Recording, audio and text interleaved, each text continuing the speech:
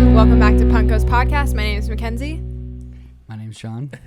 This is Justin. And this is a podcast where we talk about how Sean has an addiction to picking his nose. God damn it. Sag. Right? Mackenzie likes to fart and blame it on Riker, which is our dog. I made that up. That's not true. That's never happened, but But I do have an addiction to picking my nose. Sometimes you just got to clear the caves, you know what I mean? If there's anything you can learn from this podcast, it's just to be yourself. Does that water thing through your nose not work, or? I got something going on, but it just never ends, I feel like, you know. I do that all the time, and I don't like it. But the neti pot? Yeah, he pretty much cries every time he does a neti it's pot. like always plugged. I don't get it. You need to get out of here, bud. Riker's like, he's like, diet, here I come, you know what I'm saying? Cheat day. All right. Sorry, guys. Here we go, episode 2. Yeah, I mean, it's pretty crazy. We hit our year mark on being home from COVID yesterday. Yeah. Which is a little crazy. Big vibes. Been a crazy year. At least you did. Then. And then did I? No, we came home. We came home at the same time. We came home at the same time. Yeah. And then this weekend last year, my parents were here and they had to leave early because they were afraid the borders and stuff were going to shut down Yep. Man, on the that states. seems like it was yesterday. I can't believe it. It's been a crazy Like, year. It's quick, but it hasn't been quick. It's been a It long feels- year, but My work wasn't busy, or was still busy, so like time flew for me. But I can imagine for you guys, it was a completely Cool. different perspective. We've been there, done this. We've been in different shoes. Okay, I'm there was happy one for you, point when I man, you know what I'm had saying? absolutely not even enough. So we've been there, done that. Sean trying to defend eaten himself that he wasn't two- affected by the pandemic.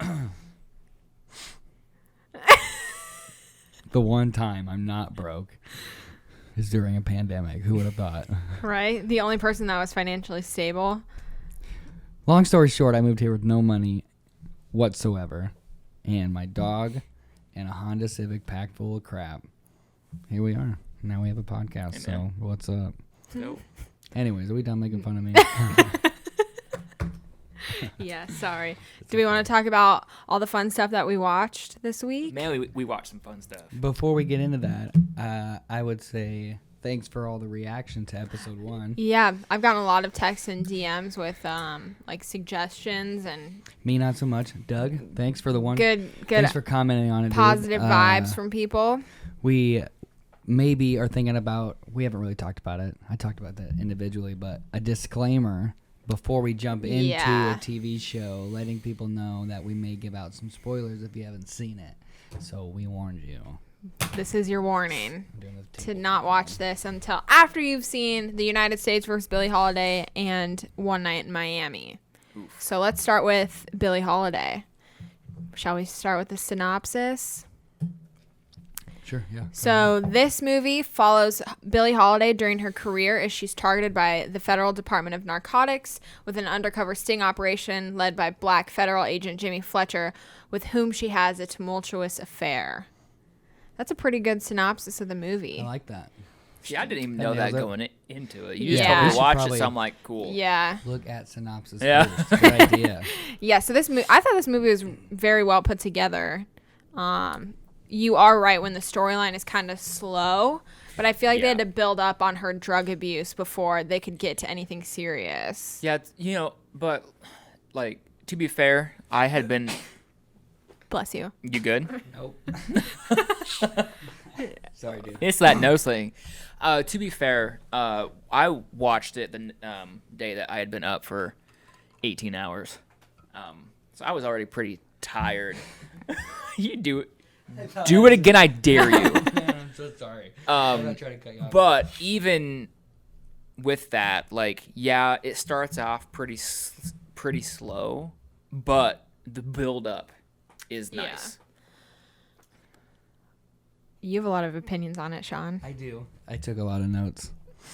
I'm trying to go off of what you said. Yeah, for sure. Right away, I was captured just by the color of it. And I made a note, but I didn't look it up. If someone could look it up and comment. I don't know if it was shot on digital or what it was shot on, but it has a very film look to it that I loved. you know. Yeah, like that's maybe one shot thing on I took Kodak from or the something. That's one thing I took from the film. It was the visuals and how they edited it, all that kind of stuff. Yeah. It was very nice. I noticed there was I get too close to it. There was a transition that they kept using throughout the film where it burnt the film up, gave it even more of a grunge to make it look even more realistic. And they turned the film to black and white, and that's how you knew. I felt like we're transitioning maybe the years or whatever. And it's like, here we are, this next step. And I was like, that's cool. Coming from somebody that did not know anything about the film, the opening hit me right away with the whole like, hey, like this is happening, and like they wouldn't even let her sing the song. Yeah. I'm like, are you kidding me? Yep. We should probably talk about that. Yeah. That Billie Holiday had this song called Strange Fruit, which kind of, I mean, not kind of, it did depict lynchings because they were still legal.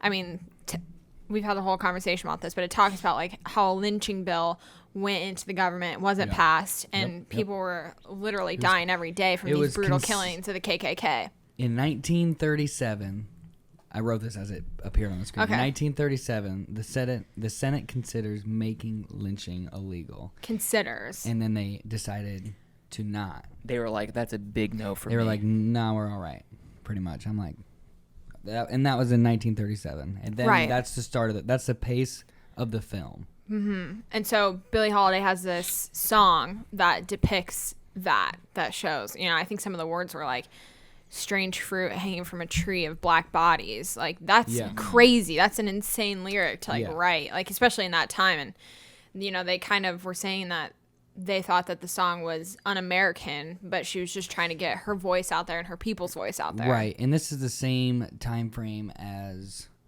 I believe it started before JFK was. Oh my God.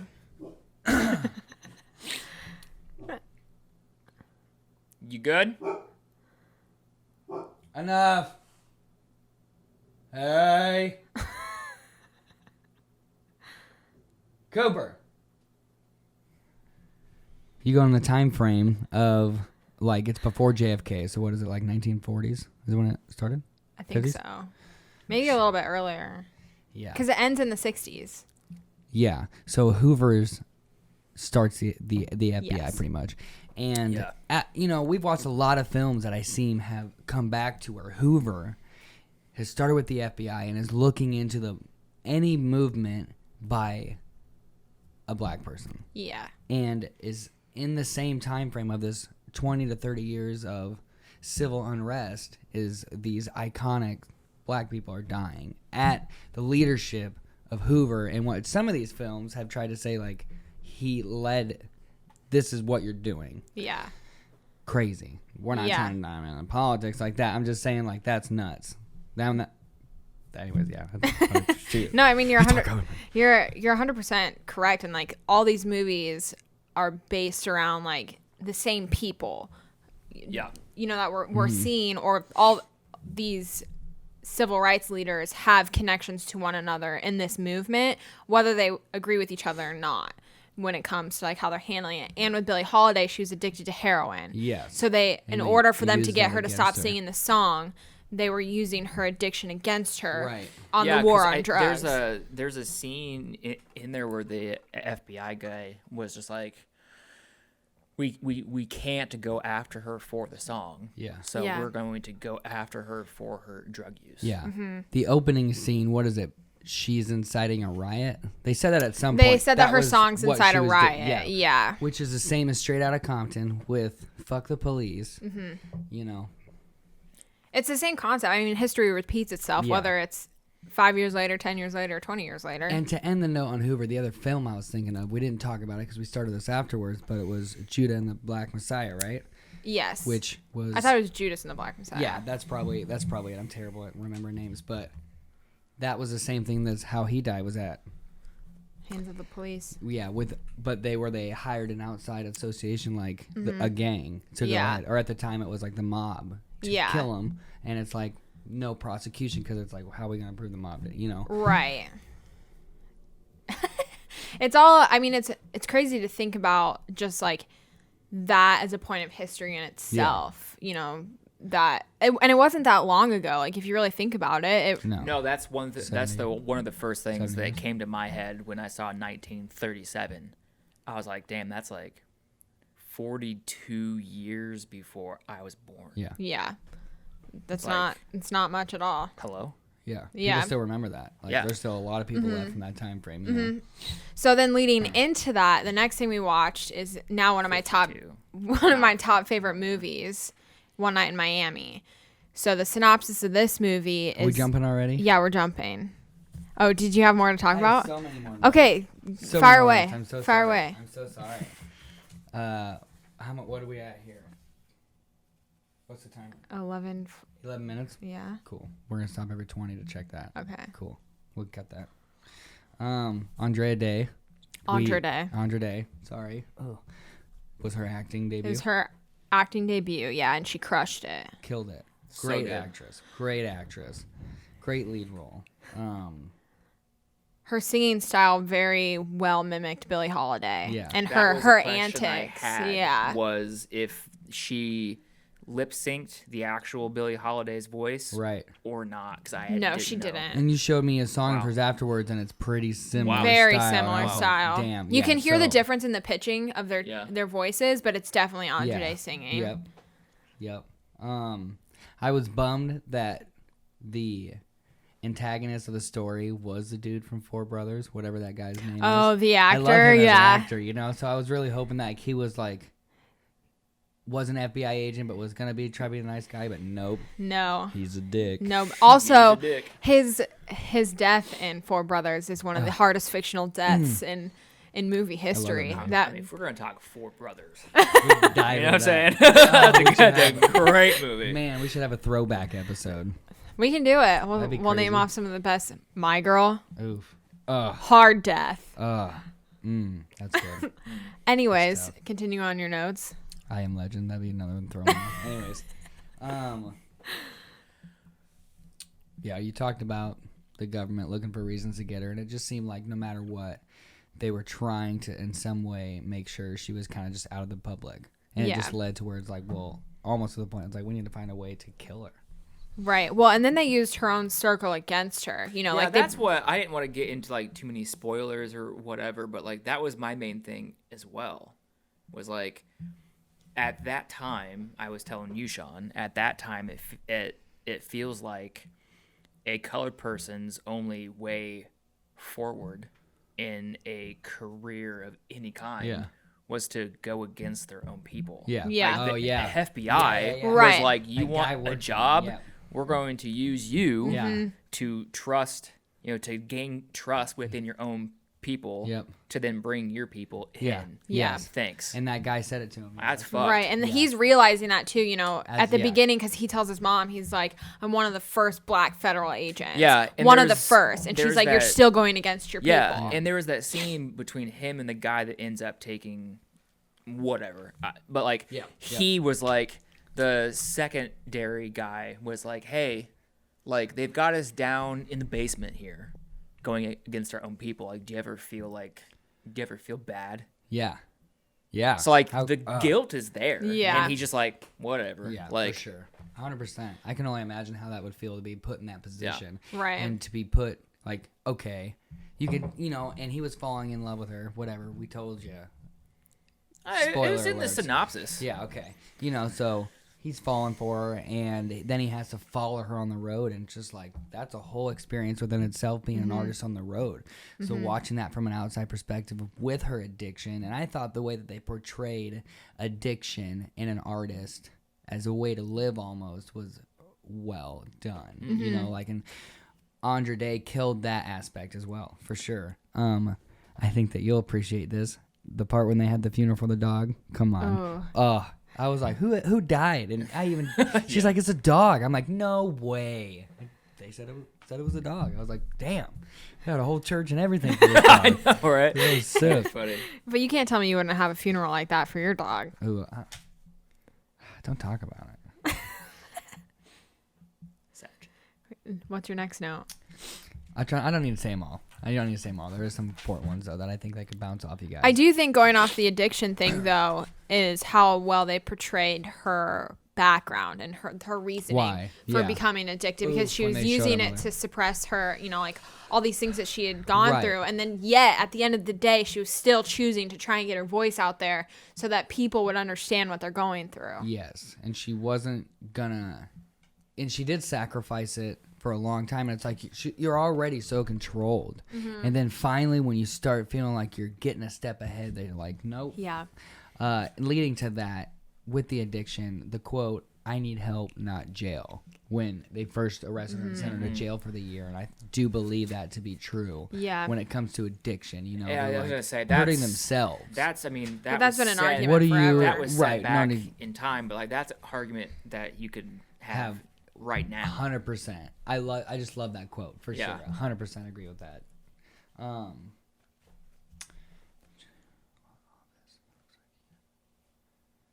Fucking Hoover, I said it. Fucking Hoover. Said it. Is that all you have for notes you want to talk about? There was the flashback scene. We were talking about this earlier. This will be the last one. This is it. Yeah, this all runs together. The flashback scene. That's the last thing I want to talk about. I think this is a great scene to watch in the film. When she was going through the withdrawal, after the big scene.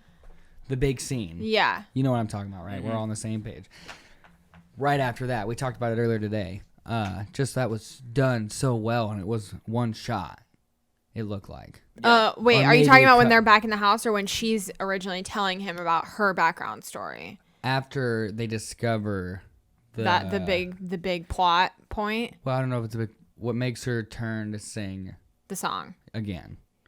And when they go through that slow motion effect, and she's going, and it almost looks like, because he's like, no, she doesn't need that. So now she's trying to deal with this emotion without getting high. And I was like, damn, just the visuals.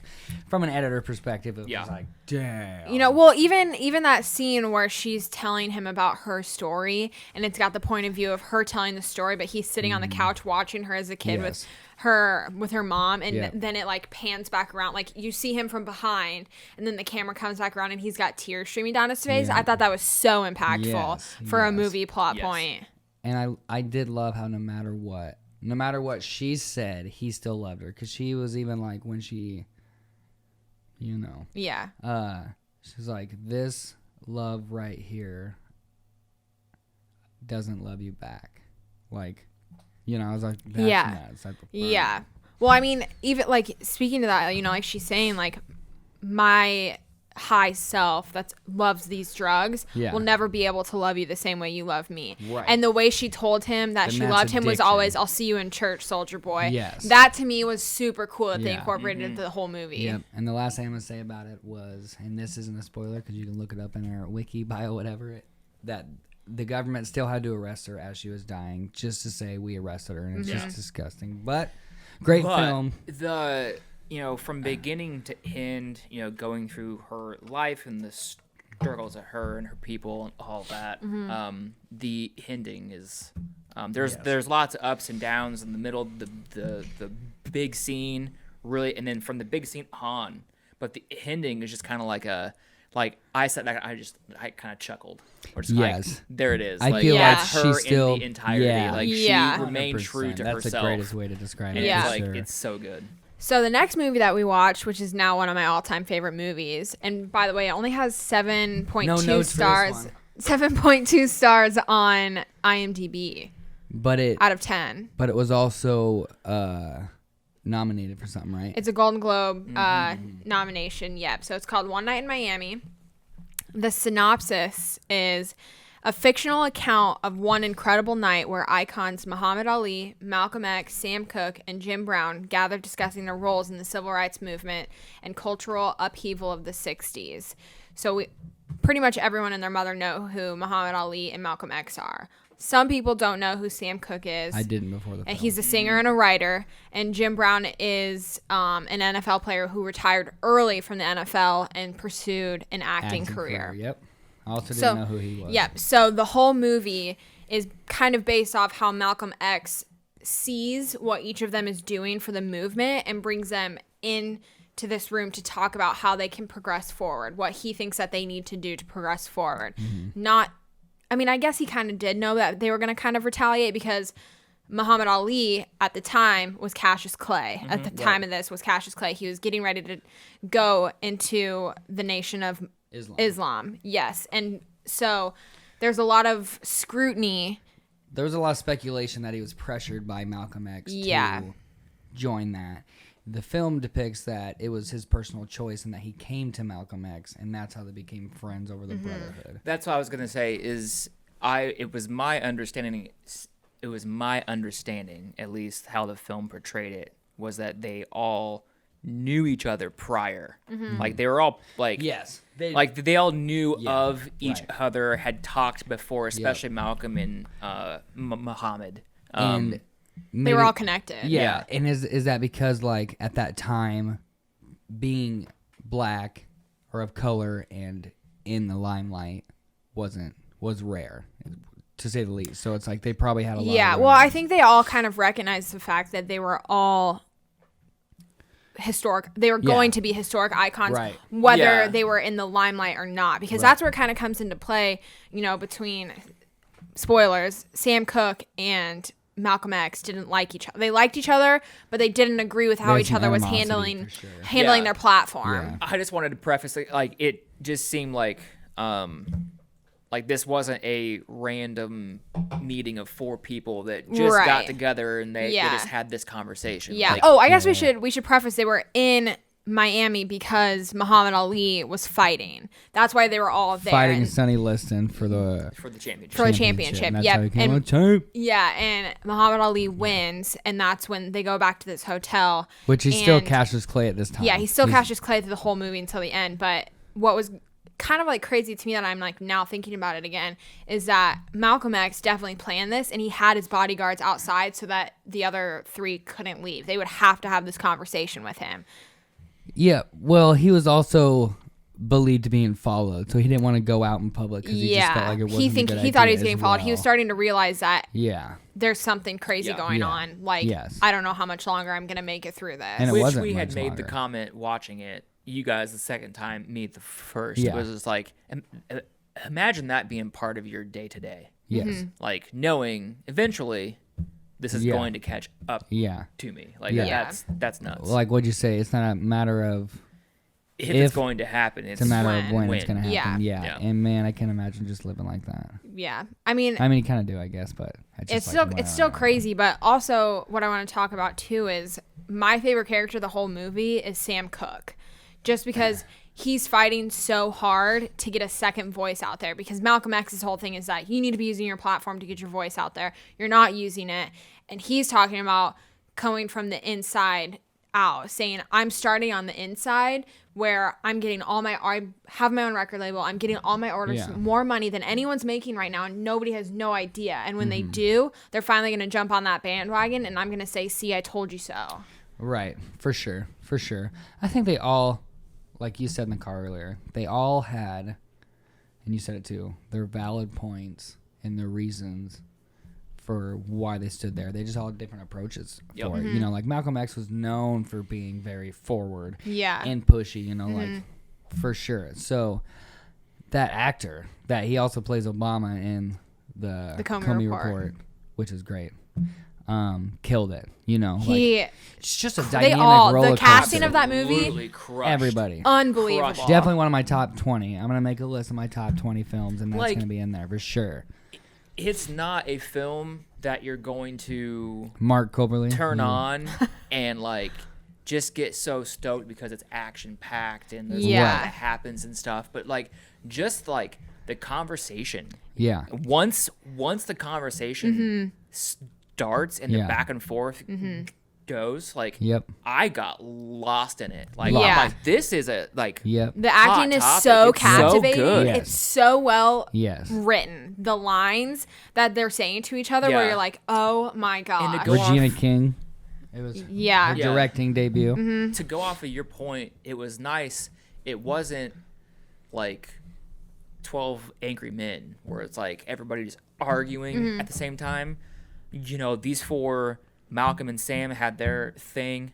Sam leaves, and then Malcolm and what's the football? Jim Brown. Jim Brown. Malcolm and Jim have their conversation. And then Muhammad goes after Sam, so then Sam and Muhammad have a conversation. Yes. Yeah. Then they come back, so it's like you see all these different points of views. Yeah. It's such a great debate Yeah. from different perspectives Yeah. of the same.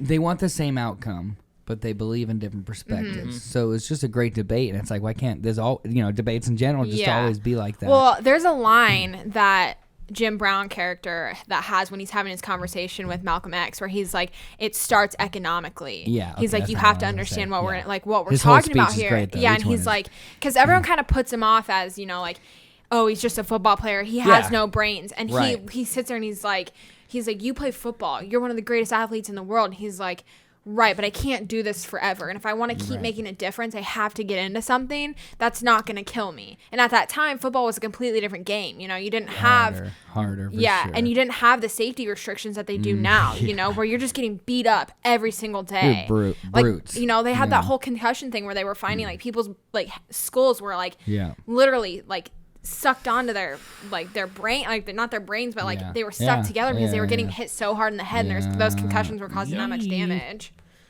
So Yeah, 100%. it's just to me, like when he talks about like no change will come until we get this figured out economically, that rings true, because Yeah. you can have fairness in no matter what, but until the hierarchy is at equal Economic levels, power. yeah, and economic power, like you're giving the same opportunities to the same Yeah. people, you're not going to get anywhere. You can preach as much as you want, but Yeah. you're not going to get anywhere. And when you say economic power, I feel like that makes it sound like that person wants the most financial powers that a person can have, and that's not what they want. They just want equality when it comes to it. They want to also have Right. economic power, like They want at to have the the time, same the white job man as a did. white man and still get paid make the same amount of Yeah. money for sure.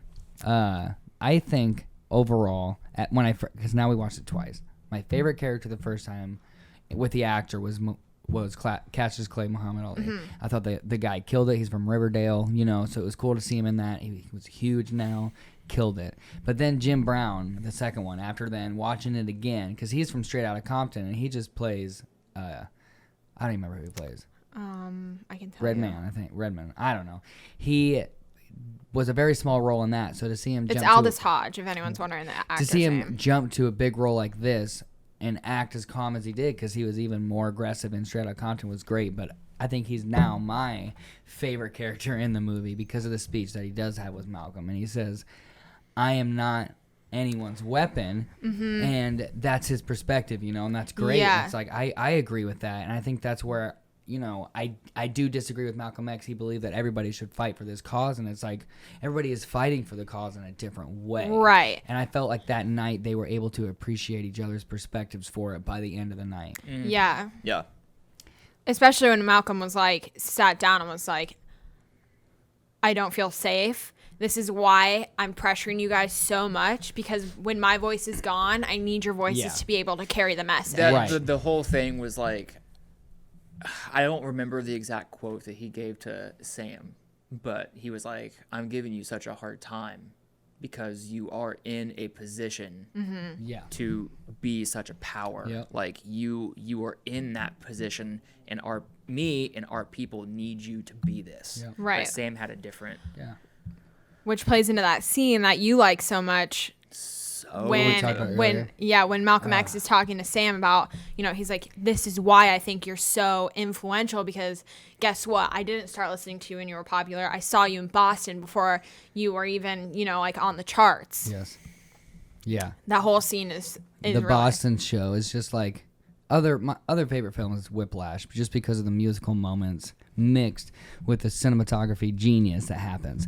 So in the Boston show, Sam's everything goes out, so all he has to do is go a cappella. The crowd's about to go crazy, and he just, coming from an artist perspective, that crap happens all the time when you're on stage. Yeah. So it's like, to do that, to lead hundreds of people in a chant that Yeah. sounded like a collective coming together to overcome is Yeah. like really what it signified. And then the camera just panned backwards through the crowd, and as Malcolm X is describing the situation, it's matching perfectly with the crowd and Sam's voice going away, and all you hear is the crowd The doing the chanting. stomp and the chant. And I was like, man, Yeah. being there when they were filming that was probably so sick. Yeah. Yeah.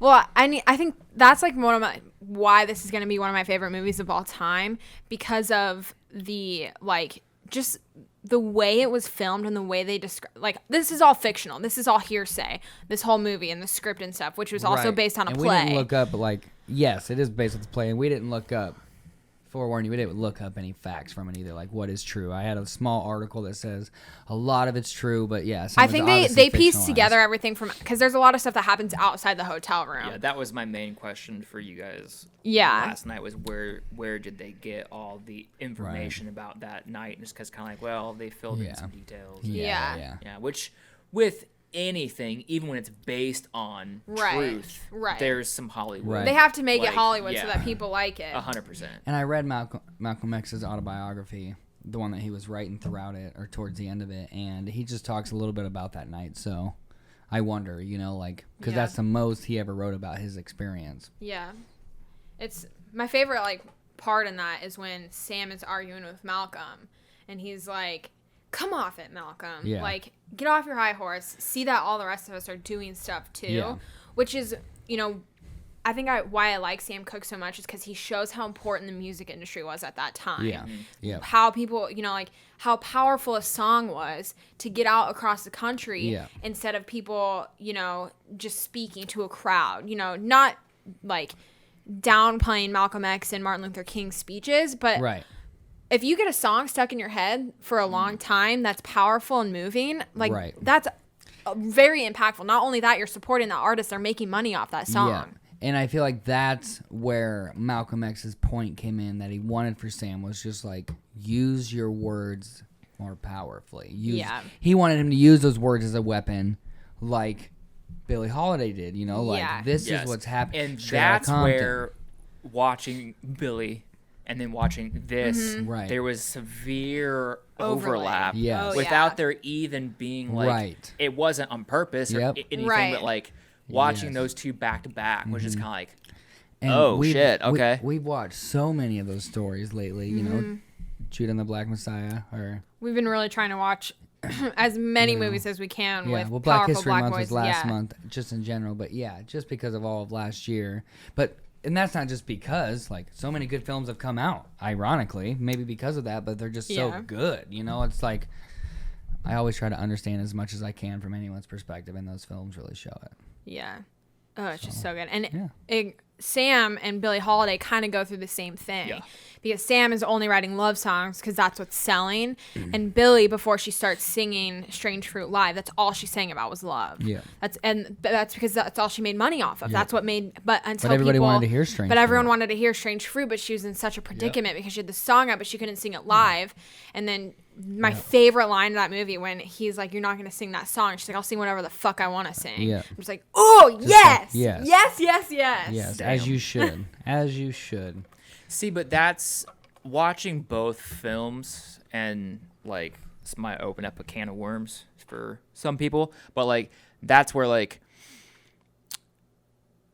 me as a 31-year-old white person, like, I watch these and it's like, I don't have to go through any of that. Yeah. Like, that's where I'm able to, like, because I was born never had to go white, through that experience. Yeah. I've never had to have given any of this, remotely any of it, a thought ever. Yes. And that's when I hear someone say white, I said, you say white privilege. That's what I think of white privilege, is that you have had the privilege to not experience what that person has had to experience. And that's all. Not everybody is rich. I get that at one point. That is what white privilege means. It may be if another white person's talking to another white person, that's what white privilege means. But yeah, we got I'd say maybe about 5 minutes left before our timer's up, so we can talk about some music. Yeah. I need to pull up maybe my Apple. I haven't really listened. Well, I have 3 bands I want to point out. And we're going to be doing something a little bit different where we're going to be playing some clips of these bands at the end when we talk about new music that we're listening to, just for listeners only. So if you're watching this on YouTube, it's not going to be on there just for copyright purposes. But so the first band I want to talk about is a band called Valleyheart. They're an indie alt rock band out of Massachusetts. I've been listening to them pretty hardcore. The next band is Boys of Fall. They're an Mm-hmm. alt rock pop punk band from Detroit, Michigan. They're on In Vogue, right? They are on In Vogue. I think I would have to were. double check. I don't know, they still are. At least I'm at one pretty point they sure. were. And then the last band I'm going to talk about is a pop punk band out of Arkansas called Go for Gold, and they're brand new. Cool name. They're pretty new. I think they only have like one, maybe Actually, an a great album name. out. Yeah, That's a Check great it out. name. it's pretty catchy for a name. They interact with me on Instagram all the time, so shout out to them. They hate Huge on me because vibes. I'm an Apple Music user, not a Spotify. Yeah, but each one of those spots. You Because Apple know. Music doesn't show numbers. yeah, but so that's all I got for new music and new bands. Sean, Well, I'm gonna give a shout out to my homies in Alura. I think is how you say it. Might say that wrong. Out of Vegas, they used to be We Give It Hell. They have a pretty banging song called Counterfeit and a new album out. It's just heavy, very heavy, Architects type stuff. Taylor has a great voice. I had a great time touring with him the 2 times we got to do it. He's definitely one of my good tour friends. We still talk all the time. Another band that you guys will know, Nerv. Just Ooh. always listening to those guys for sure. You know, they came you can thank swinging. me for that one. I do. Thank you Nerves. very much. That ruled. And honestly, Ruel. He's been dropping a lot of music Yeah, lately. you like him. So, switch it up. Sean loves a good sad boy. Uh-huh. Love me some sad songs. Yeah. What about you, Justin? Honestly, Even if it's not new, just what have you been listening to? I- You have a very diverse... yeah, sometimes you're listening but, to like, soundtracks, my I man. tell you, dude. You listened to the Spider-Man 2 soundtrack when we used to have this in my... I was not mad about it It's so whatsoever. good. Honestly, I've been listening to the new Architects. I've given the new A Day to Remember a couple spins. Still working on that. That's an entire podcast within itself. Let's touch on Architects. You know, we said the same thing last week, and we're big Architects fan in this house. All of us. Their new album, you and I talk about this all the time, is great. It's great. What I felt was just missing was just some of those powerful, aggressive, hard-hitting moments. But overall, I think it's great. I thought it was a good way of it's got a lot of criticism. adjusting to a new sound, but there was It's a good enough transition. sprinkled in the album that Yes. reminded me of old Architects, but I don't know that Architects will ever be They quote, used it unquote, tastefully. the same. Yeah, right. Of course. R.I.P. Yeah. It's weird that you bring up Use it that tastefully. it has a lot of criticism around it. 'Cause it went number 1. Yeah, you know, I don't know how many different places it has. I know It Australia did go. went number It one. did go number 1. Yes. Just in general, nice. Yeah. You know, so of course, the bigger it gets, the more criticism you're gonna have. Yeah. But just from like maybe my inner circle, just like on all my Yeah. socials I've Yeah, seen where 'cause people just like so hard on my them. Facebook and stuff, I saw that. Yeah. This one's gone pretty smooth though. Mm-hmm. What I do want to bring up though is that talking about, we talked about this like plenty of times. When you say that your inner circle is giving it criticism, I feel like bands that are getting to this high caliber, especially in the pop, punk, and rock world, they have to make a decision on what kind of music they want to make to get more fans. They have to decide whether they want to be the same size band and appeal to that group of people and that number of people, or to expand it more. Right. Which For is sure. where For sure. we had talked last week about the new A Day to Remember. ABTR album, and that one We love it. has gotten a ton of shit. Yeah. But that's where it's like, from an old ADTR fan, like I'm kind of like old. Old. like, We're talking old. The album doesn't do a lot for And I hate to be that person, me but yeah. personally. I agree. But arguably, Has some they're hits. not trying to Be that band. be that big. Like they, Yeah. Clearly. this album was not for me. Yeah. Right. We had talked, like they want to sell out arenas and stuff. Like they want to broaden Yeah. Yeah. their Not fan that we base. haven't been listening to it. 'Cause Right. we definitely have. There's a couple songs. What is it? Freaking. The ones that I The sent Bad you. Friend song jams. Bad Friends. Yeah. A couple of the singles, Yeah. Resentment Yeah. and all that kind Yeah. of stuff. Like, Those love 'em. ones are. Yeah. but I definitely do think that they probably sat down and were like, how do we reach a bigger audience? Because fans of those songs, they're never going to stop listening to those No, songs. and Last exactly. Chance to Dance. That's Yeah. a good Yeah, Bad that's a Friend. good one. And it's like they're not stupid either. Right. It's Like, a business. You're talking about a band that pioneered a certain sound. Yeah. And if not for A Day to Remember, you probably wouldn't have a lot of bands Yeah. Oh, yeah. nowadays. I agree. So Yeah, they know what sure. they're doing. Yeah. At the end of the day, like they will get to where they want to be. We said this. It just didn't seem like it had near the passion to what some of the other albums had, even lyrically. You know, where I was like, these lyrics stick out to me right here. You know, like "Fuck You Money," that's a fun song. Don't get me wrong, but like "Viva La Mexico," like I thought it was gonna be a funny title. What's great though, being in a band years back and like being a designer now and shit, like seeing Jeremy post that this is the most fun that he's had Right, for sure. recording and making a album in a long time. Yeah. Like there's something to be said there. For sure. Like, Yeah. For sure. So this is what they wanted to create. For sure. And Yeah. you got to give them, you know, I'm just good vibes, dude. Like, for sure. cool. Yeah. sure. I agree. Whatever. That's all I got for today. Huge. Same. Anyone else? Closing remarks? Thanks everyone for the feedback. Help us by just sharing it, telling people about it. Yeah, Yeah. this is fun. Keep sending us feedback that you have for us. Episode We'll be 2. here every Thursday. We'll try and In the get it out books. on social media as fast as we can. It's a process. We're busy. Yeah. We have busy lives. Not for me. It's the process for Sean, but I edit it. But peace. Bye. peace.